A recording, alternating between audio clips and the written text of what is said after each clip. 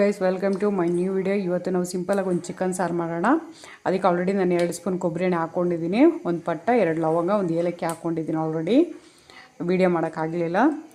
ಅದ್ರ ಜೊತೆಗೆ ಇವಾಗ 2 ಈರುಳ್ಳಿ ಸೇರಿಸ್ತಾ ಇದ್ದೀನಿ.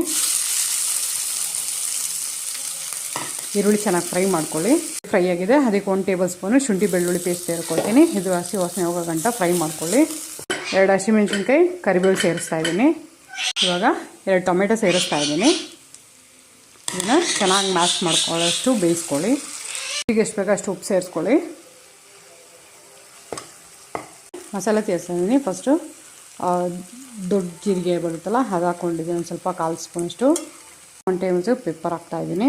ಅಷ್ಟು ಅರಿಶಿನ ಪೌಡರು, ಗರಂ ಮಸಾಲ, ಧನಿಯಾ ಪುಡಿ ಹಾಕ್ತಾಯಿದ್ದೀನಿ. 1/2 ಟೀ ಸ್ಪೂನಷ್ಟು ರೆಡ್ ಚಿಲ್ಲಿ ಪೌಡರ್ ಹಾಕ್ತಾಯಿದ್ದೀನಿ. ಮಿಕ್ಸ್ ಮಾಡ್ಕೊಳ್ಳಿ. ಇದಕ್ಕೆ ಚಿಕನ್ ಸೇರಿಸ್ತಾ ಇದ್ದೀನಿ. ಇದಕ್ಕೆ ಸ್ವಲ್ಪ ನೀರು ಹಾಕ್ಕೊಳ್ಳೋಣ, ಸ್ವಲ್ಪ ಸಾಕು. ಸೇರಿಸ್ತಾ ಇದ್ದೀನಿ. ಲಿಡ್ ಕ್ಲೋಸ್ ಮಾಡಿಬಿಟ್ಟು ಒಂದು 5 ನಿಮಿಷ ಬೇಯಿಸಿ. ಓಪನ್ ಮಾಡಿ ನೋಡೋಣ. ಇವಾಗ ಒಂದ್ಸತಿ ಮಿಕ್ಸ್ ಮಾಡ್ಕೊಳ್ಳೋಣ.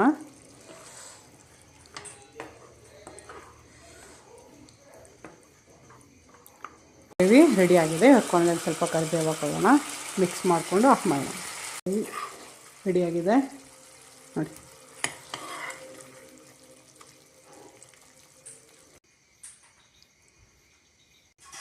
ರೆಡಿಯಾಗಿದೆ.